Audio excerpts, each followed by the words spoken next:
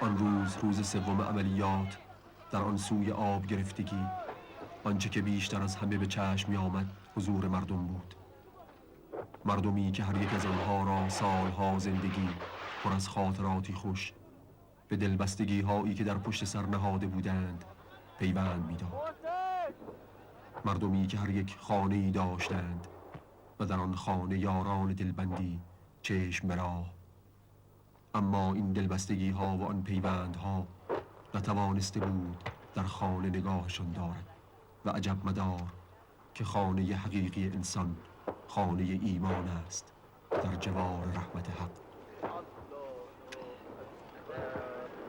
که اگر اینجا منزل کنی همه آن پیوندها و دلبستگی ها جلوه‌ای خدایی می‌یابند و اگر نه خانه دیگر قفسی بیش نیست و یار باری که ثقل آن تو را از راه باز می‌دارد.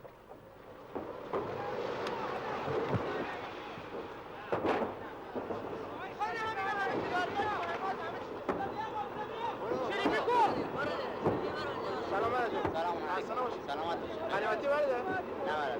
حال خود نه؟ بله برده. کجا بری الان؟ الان مهمات بزنیم. جان؟ مهمات بزنیم.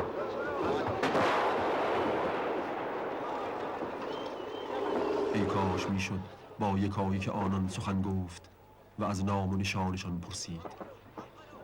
یکی از همدان آمده است و دیگری از زابل و میان این دو شهر فاصله است از غرب تا شرق، اما ایمان فاصله ها را نفی می کند و همه را یک جا گرد می آورد. سلام درکاری. سلام علیکم. کجا بری شما نه؟ ما الان میریم تا پایین. چی شده دسته؟ هیچ زخمی شده. ها؟ هیچ مسئله نیست. چرا؟ چون دست من حتی کمه تا جون من باشه فدای اسلام میکنم. بچه کجا هستی شما؟ بچه آمدم. بهار آمدم. زنده باشی انشالله. بسیجی هستی؟ بله. چند وقت اعزام شدی اینجا؟ حدود یه ماست. تو همدان چیکار میکردی؟ همدان هم همون کشاورزی اینطور شد. تو روستا هستی یعنی شما؟ بهار آمدم دیگه. شهر بهار. شما چرا کشاورزی ول کردی اومدی اینجا؟ خب وظیفه‌مونه، تکلیفمونه. تکلیفی که امام دستور داده. بچه داغمونشو میکنی اینجا، نمیخواه وایستا. بیا اینجا. حاجی قربونت بیا اینجا بگیره. بچه‌ها جمع کنید تو کانال. اینجا بذارید یک داغمونشو. خدا حافظ شما.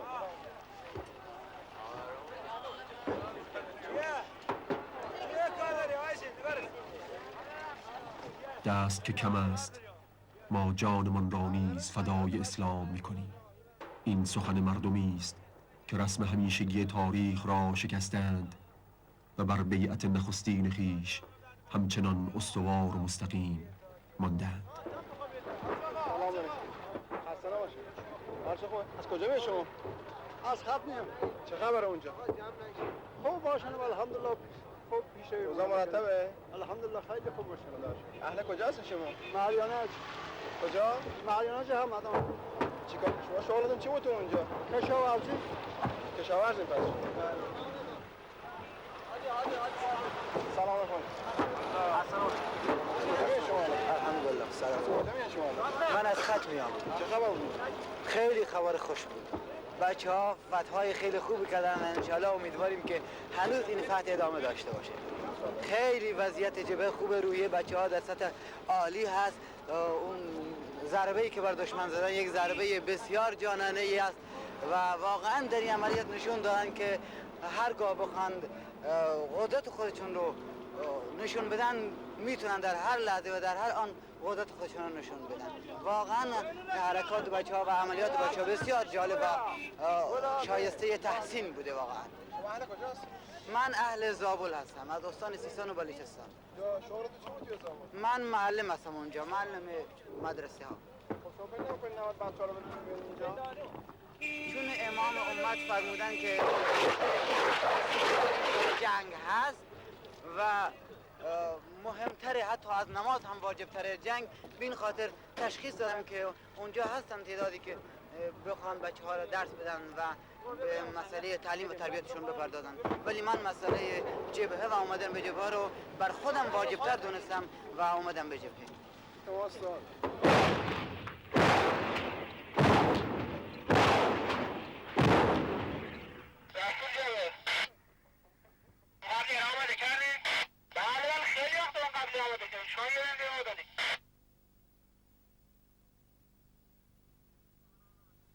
آماده شد.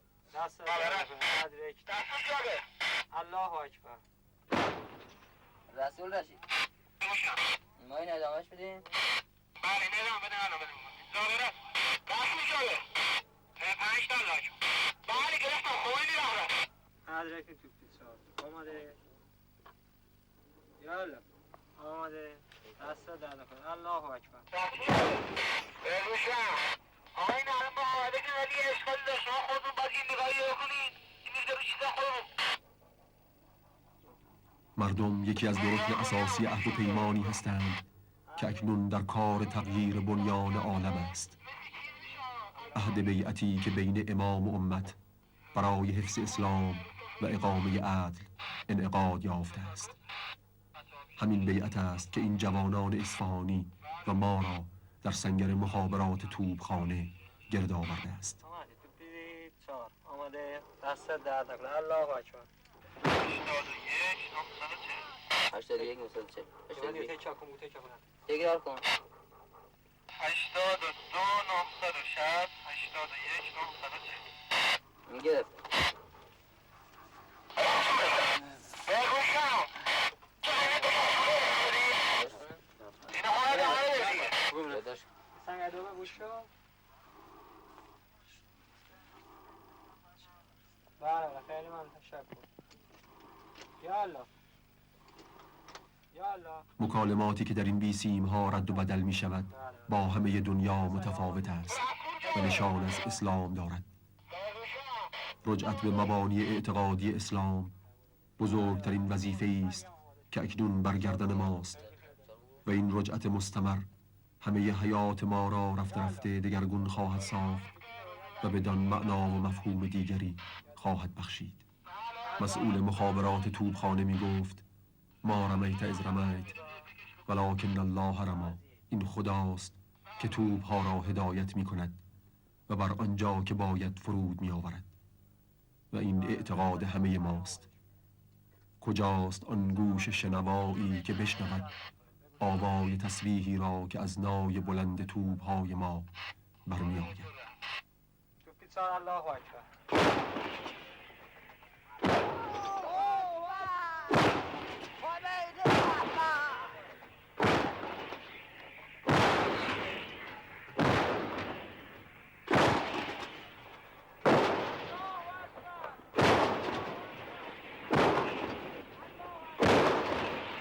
یالا. ما لاجرم با همان اسلحه‌ای می جنگیم که شیاطین برای غلبه بر حق ساختند. اما اگر هنوز کسی هست که در حقیقت راه ما تردید دارد بدین جا بیاید. در گوشه سنگر مخابرات توپخانه یکی از برادران به نماز ایستاده و در قنوت به معراج رفته است و خشوع فقیرانه او مجرای وسیعی است که نصرت کریمانه حق را بر ما نازل می‌گرداند. پیچار شما آماده. پیچار شما آماده. آماده شد. تو پیدو دستم در نکن. بگوش رشید. رسول رشید. الله اکبر. تو الله اکبر.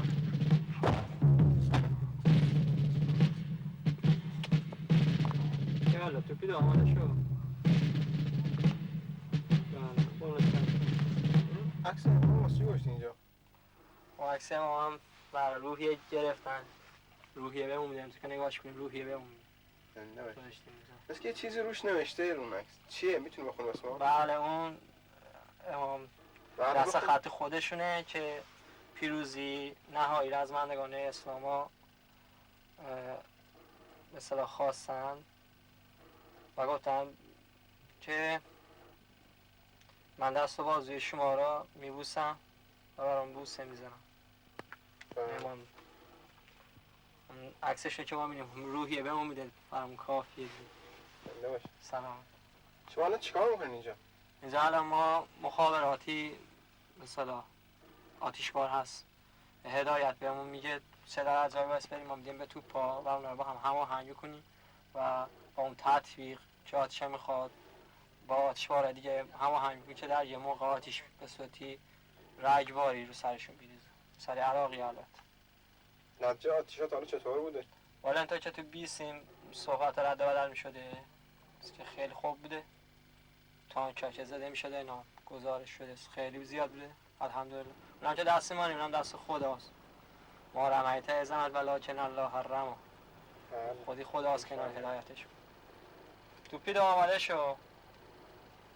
طلبه جوانی که وظیفه مهمات رسانی را بر عهده گرفته بود خالصانه می گفت و رزمنده ها کمک می کنم، شاید خداوند اجر بسیجی را به من هم عطا کند.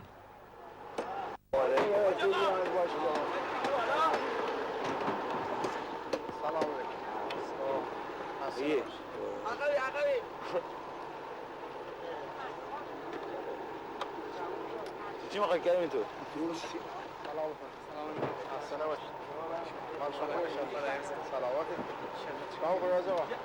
کلا کمک میکنیم به رزمنده ها، شاید خدا اجر بسیجی رو به ما بده.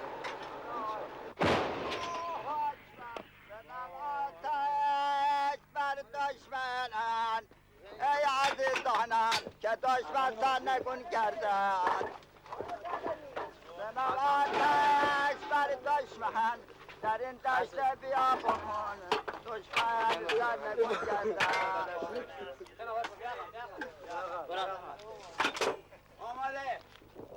پیر توپخانه حاج رجب علی خاکسار دلی جوان داشت به جوانی جوانترین بسیجی ها، هرچند می گفت که زمان احمد شاه را نیز به خاطر می آورد. الله اکبر. نمی ترسیم از خون خود، آبیاری کنیم اسلام را، خدا داند که می داند چه ها در این دشت برپاید. الله اکبر. اصفهانی چند وقت اومدی اینجا؟ 5 ساله 5 سال تو جنگ هستین؟ بسیجی هستین؟ پیر توپخونه‌ام من. زنده باشین شد. بسیجی هستین؟ بله، از حمله و الفتح 1 مسئوله. بله بسیدم. روحیه بچه چطور تو جبهه؟ همه این منطقه بودیم، همه جزیره ها، مهران، طلاییه، روحیه بچه چطور بود؟ بله روحیه چطور بود؟ روحی ها به به چقدر مثل همین که دارم اینجا میوند و براتون بخونم، چه علی اکبر ها، چه قاسم ها، به به به. ما مرد جنگی، ما جخال راه جنگ را یاد گرفتیم، جخال میخوایم به دنیا بجنگیم بینیم کی از قبل قدرت های دنیا را زیر زبر کنیم. ما مرد جنگی، توپ و تانک ها آتیش بر این بدن ها سرد، ما از اینا حذر نداریم. طیاره بیاد، توپ بیاد، گوله بیاد، موشک بیاد، چیز بیاد، ما اسلام فیروز. تو اصفهان چیکار بود؟ شغل شما چی بود تو اصفهان؟ اصفهان چیکار میکردی؟ قدیما چادر دوز بودم. چادر چی؟ چادر مال چادرهای خیمه. بنده حاضرت ولی خاکسار اصفهانی رهنانی، پیر توپخانه 15 خرداد، آماده جهاد هستم تا اسلام فیروز شود. میانه این علی اکبر ها، میانه این قاسم ها، میانه این ابوالفضل ها، ما که جنگ نداریم. زنده باشین. پدر جان، بله از خانواده شما کسی هم تو جبهه اومده؟ بله، کی؟ 2 پسر دارم، یکیشون اویزه معلول شد، یه دستش قطع شد، دیپلم بود، یکیشون هم خدمت میکنه کوچیکه. 3 4 5 تا دخترم داشتم، اونا رو هم شوهر دادم، حالا آماده جنگم تا انشاءالله برم کربلای صدام نابودش برم. زنده باشین. صدام میخواد بشد به کی سرداری قادسیه؟ او روز که 20 لشکر زرهی داشت خرمشهر با سنگ و توپ ما بیرونش کردیم، حالا که دیگه کور خونده با اون بنی صدر رفیقش که نداد اسلحه به ما بجنگیم. آماده؟ شما فکر نمی‌کنین دیگه باید برین استراحت کنین، جنگ رو ول کنین؟ بله؟ شما فکر نمی‌کنین باید برین استراحت ما بکنین؟ جخال اول جنگمون است، جخال ما میخوایم بریم بجنگیم، مرد بشد که بریم انشاءالله اسرائیل نابود کنیم، قسط بگیریم، 1 میلیارد مسلمان روی زمین را آزاد کنیم از این ظلم اول قدرت های دنیا. کاخ نشینا اسلام میخوایم نجات بدم اسلام را. شد الله اکبر. ماشاءالله الله اکبر. دیرو 20 تا همینطور زمینی رفتند که ما شارت میشیم. البته دشمن هر هم یکی اون دا میاد میندازه روزای ترسش که دیگه میخواد حالا فرار کنه بره. میونه انشالله میان اینا به امید خدا میرن میریزن روشا خلاصشون میکنند. ما انشالله به یاری خدا اسلام پیروز کرده. ما میشیم در ایران یک دنیا. ما دیگه ویتنام و این چیزا و ترسو و اینا و ما اگه همه جوانمونم برد ما دست از اسلام ور نمیده. ما مرد جنگ، ما از باک جنگ نداریم، ما پیر جوان نداریم.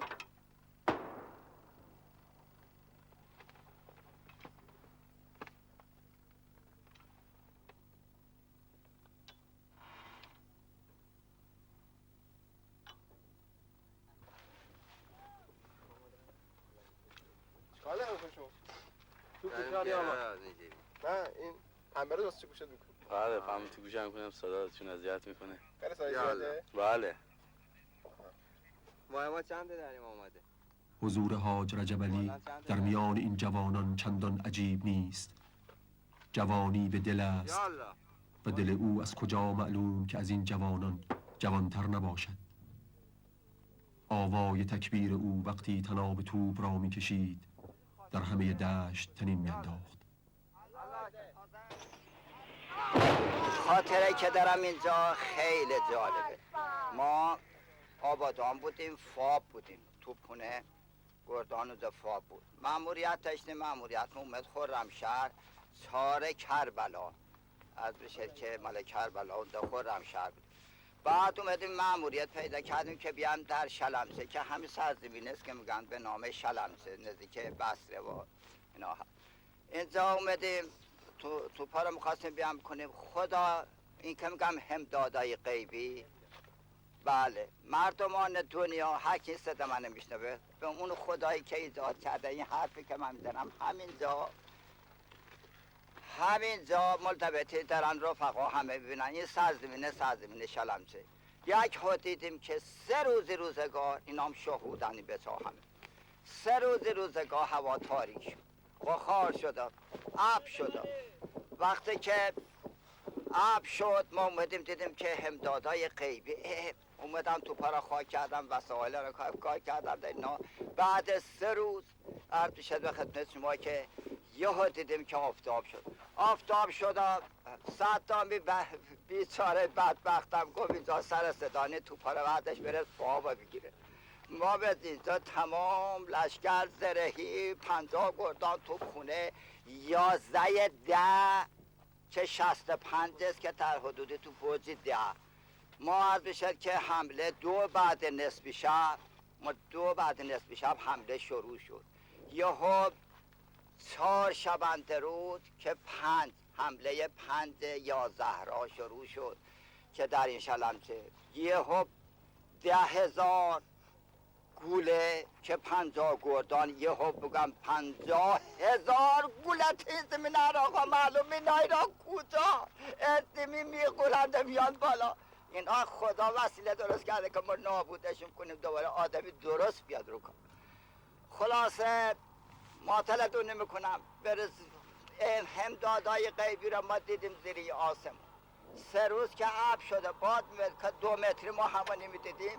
ما توپا را خاک کردیم آماده کردیم و شروع کرد. یک ها هم دیدم گفتن که ما هدایت آتیش داریم. یه هدایت آتیش یک وقت ببینیم میگن که 2 بعد نصف شب که میشه تمام 50 گردان توپخونه‌های ایران تمام آماده. یک ها میگن 11 را که ببینیم همدادای غیبی. یک ها تمام این ستاره ها تمام این زمین گلوله میشه و باقی عراق میشه. با کی دارن جنگ میکنن؟ این خارجه یه حیبی پولشون نیست دارن خرج عراق. اون صدام به این قدرته به این کار حسن نتوانست با 20 لشکر درهی در خرمشهر بمونه. با 4 تا مثل بسیجی ما بیرونش کردیم، رفت نابود شده. حالا خواست بیاد بره سردار قادسیه بشه.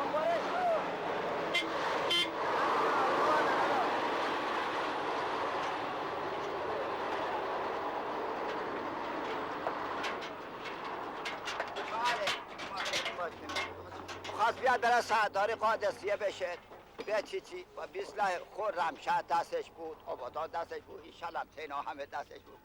این بنی سدی ملعونم که اومد ما رو گول زد. ما رفتیم خلص خوب آدمی اسم نه اسلحه داد به ما بجنگیم نه چی. اومده مرد شد و خدمت شما که خلاصه تا ردش کردیم. حالا که بعد دیگه اومدیم خلاصش کنیم، هی بیام گل صلح به کی؟ به یزیدی زمانه صلح کنیم که دوباره کپر کنه بیاد کپ کنه روی راه. به کی صلح بکنیم؟ اون که بلگه حل جزایر که خود تمامی دولت ها امضا کرده بودن. های وای مردمون دنیا ببینین این نوشته، اینم امضای خودم، منم صدامم. من هیچ دولتی را به رسمیت نمیشناسم. من ایران با آتش خبری مرگت بگو برو گم شو کوزه با آتش میتونه بده. استقامت داشت حالا رفته قایم شده اونجا در این 2 سال دارن پشت بسته اینجا الان شلمچه سرن میزنگن. حالا که الحمدلله رب العالمین ها اینا تو پاتانکای علی اکبر ها و اینا تمام داریم میجنگیم. تمام بدنمو قطره زیر آسم بشه. خدا میخواد ما رو امتحان کنه، ما دست جنگ بر نمیداریم. من یه وقتی کارخونه ریسپافی اصفهان کوزه بودم، یه امریکای اومده از باید سولسته گشت اومده تو دفتر. میگم چندی؟ گفتی 60,000 تومن میدادن به این حقوق میدادن. گفتم چرا؟ گفت تهران دستوره. من با 8 سر آینه به ما میدادن 35 یا 100 درم. ما بذار بجنگیم تا ظلم از ریزیم، فتنه از ریزیم برداریم. چرا هی صلح؟ به کی صلح کنیم؟ یعنی به یزید صلح کنیم؟ این که هیچ خودش نمیشناسه، هیچ دولتی را روی زمین نمیشناسه. با این بیان بریم صلح کنیم. چه صلح ما میکنیم؟ ما به قوه الهی این رهبری که مومت آخر پیریه رسید به جون ما. این ما همون زمانی بودیم نمیتونستیم حرف بزنیم ساواک میگرفتیم. حالا که آزادانیم، شجاعتانه داریم میجنگیم، داریم نور خدا را یاری میکنیم، اسلام خدا را یاری میکنیم، قرآن را یاری میکنیم.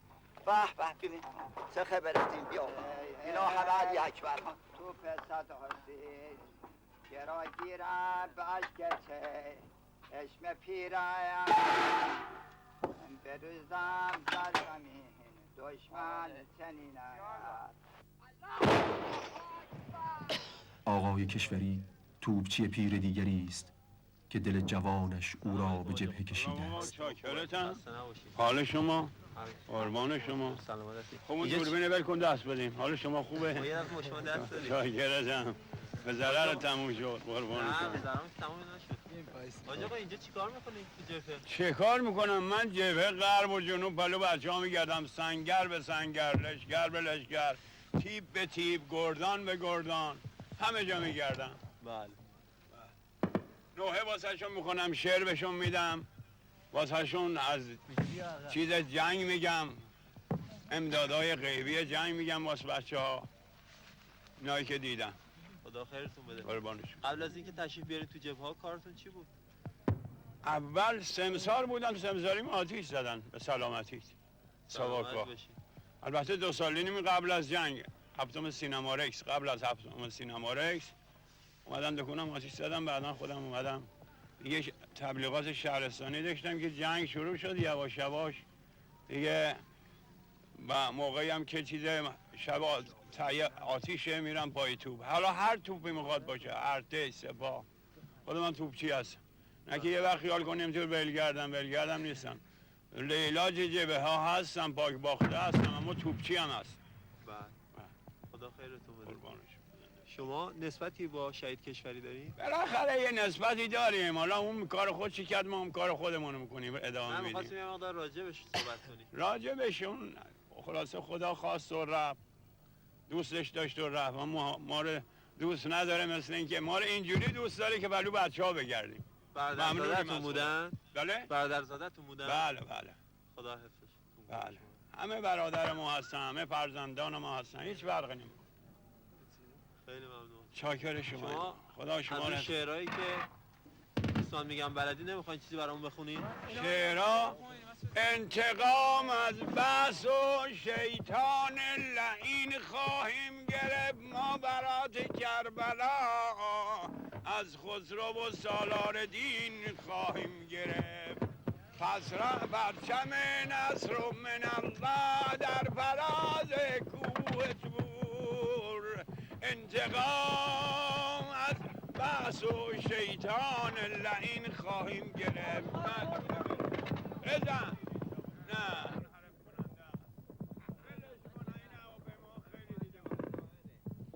خوشم در این جهان من رهبری جانانه‌ای دارم. انقدر شیمیایی خوردم دیگه نفس در نمیاد، اما خب معتاد شدم، بی پدر مادر نزد دو سه روز الان دیگه خمارم.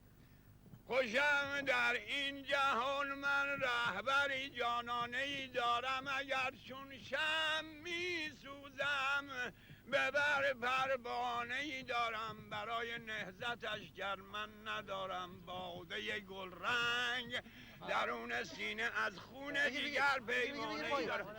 مال خودمونه، نزنن.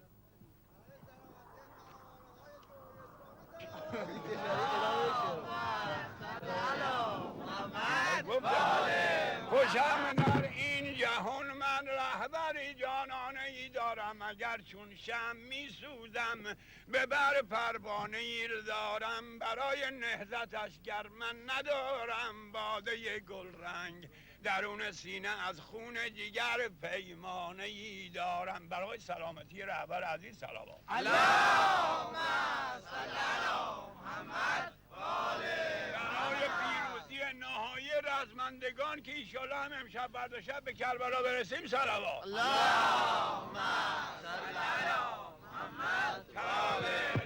کربلا آمدیم کربلا آمدیم کن تو آغوش و باز آمدیم کربلا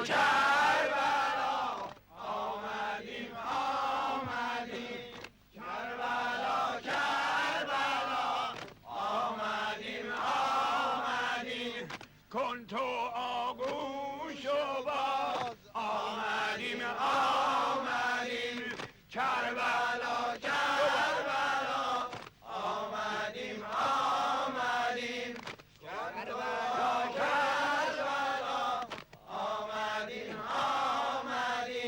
مادر مهربان میروم از برد لطف یزدان بود سایه اشور سرد خواهر مهربان کوله بارم ببند لحظه آخر است جای گریه بخند کربلا آمدیم کربلا آمدیم ای پدر جان بیا کن حلال زندگی سر به سر جمله از پر ملال بین شدم آزمه کربلای حسین تا کنم جان خود من نثار حسین کربلا آمدیم کربلا آمدیم پشت جبهه ببین ملت زنده دل بین دعاگو همه در این راه ماست نهضت ما ببین نهضت کربلاست مهدی فاطمه چون که سالار ما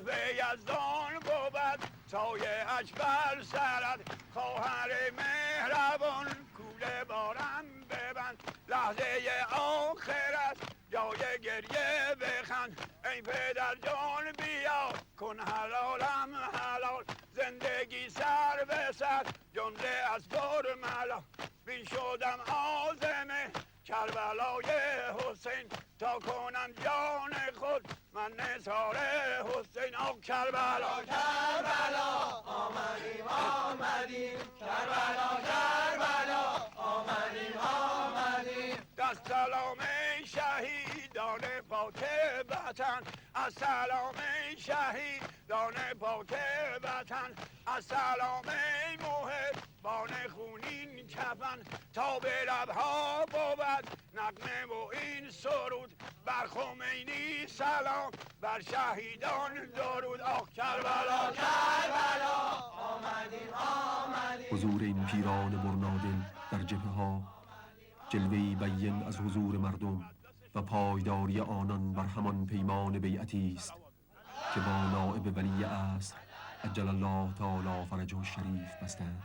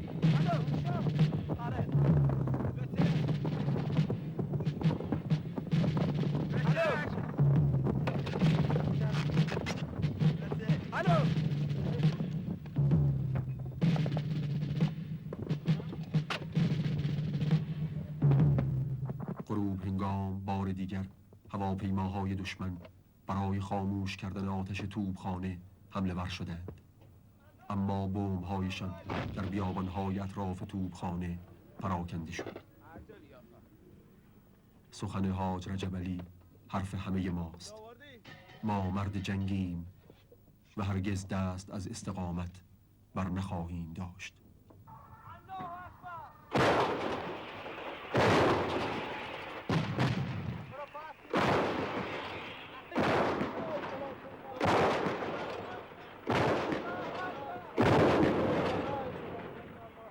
لشکر صاحب زمان آماده باش آماده باش ای لشکر صاحب زمان آماده باش آماده باش ای لشکر صاحب زمان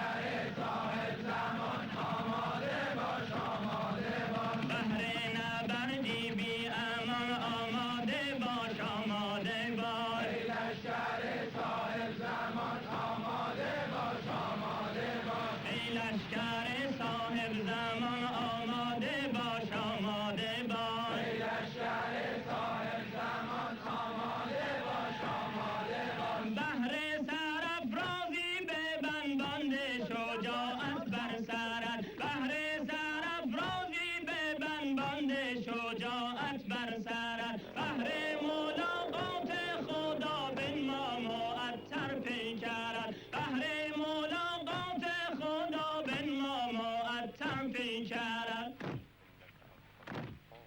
بر بند کول پشتی رزمنده همسنگرت بنما سلاحت امتحان آماده باش آماده باش ای لشکر صاحب زمان آماده باش آماده باش بهر نبردی بی امان آماده باش آماده باش ای لشکر صاحب زمان آماده باش آماده باش سر نیزه ها فانوسخه ها بندید محکم بر کمر سر نیزه ها فانوسخه ها بندید محکم بر کمر بندید بند کفش ها با سرعت شیران نر بهر وداع آخرین بوسید روی یکدیگر انشالله به کربلا رویید با همسنگران آماده باش آماده باش ای لشکر صاحب زمان آماده باش آماده باش بهر نبردی بی امان آماده باش آماده باش ای لشکر صاحب زمان آماده باش آماده باش بهر نبردی بی امان آماده باش آماده باش ای لشکر صاحب زمان آماده باش آماده باش گیرید علمداران همه مردان بیرق ها به کف گیرید علمداران همه مردان بیرق ها به کف با نظم و ترتیب آورید رو سوی میدان شرف از میمنه و از میسره حمله کنید از هر طرف از میمنه و از میسره حمله کنید از هر طرف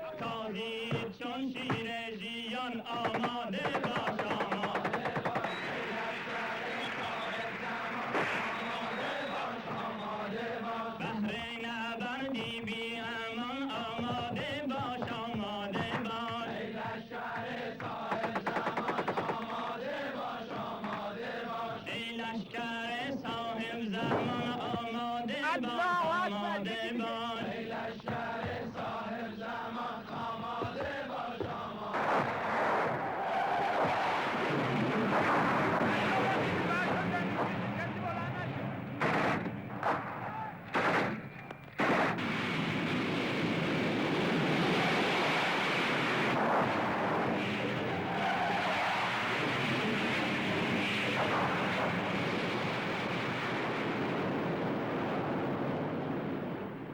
ثابت قدم در سنگر قرآن شو کوهی پا به جا دندان فشرده روی همسر را سپرده بر خدا دندان فشرده روی همسر را سپرده بر خدا الان داره میسوزه با دقت همه زیر نظر قوم دقا گفت امیر مؤمنان آماده باش آماده باش ای لشکر صاحب زمان آماده باش آماده باش بهر نبردی بی امان آماده باش آماده باش صاحب زمان آماده باش آماده باش ای لشکر صاحب زمان آماده باش آماده باش ای لشکر باشید با هم متحد یاران و انصار حسین رو سوی عرض کربلا آرید زوار حسین هستی جمله آرزومندان دیدار حسین هستی جمله آرزومندان دیدار حسین ای عارفان و عاشقان آماده باش آماده باش ای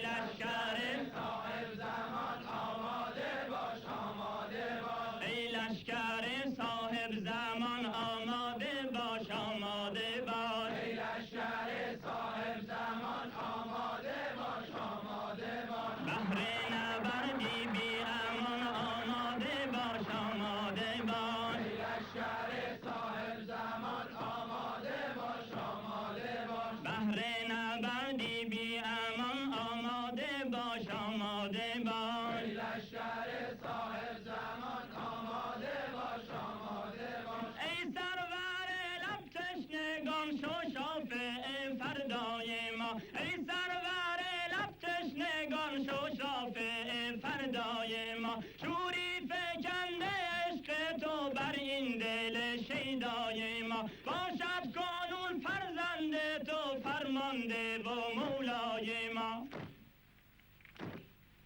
لطف خدا بر ما عیان آماده باش، آماده باش ای لشکر صاحب زمان، آماده باش بهر نبردی بی امان، آماده باش، آماده باش ای لشکر صاحب زمان، آماده باش، آماده باش ای لشکر صاحب زمان، آماده باش، آماده باش بهر نبردی بی امان، آماده باش، آماده باش. ندای حلم ناصر حسینی، ندای حلم ناصر حسینی، ندای حلم ناصر حسینی، پیش به سوی حرم حسینی.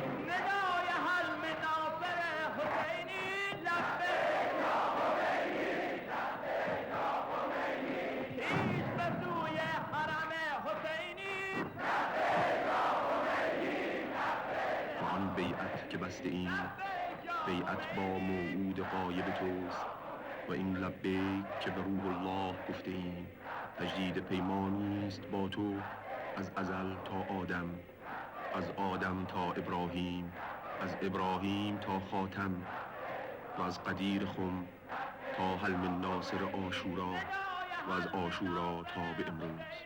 لبیک ای روح خدا، لبیک لبیک ای قامت بلند عصر غیبت کبرا، لبیک لبیک یا خمینی.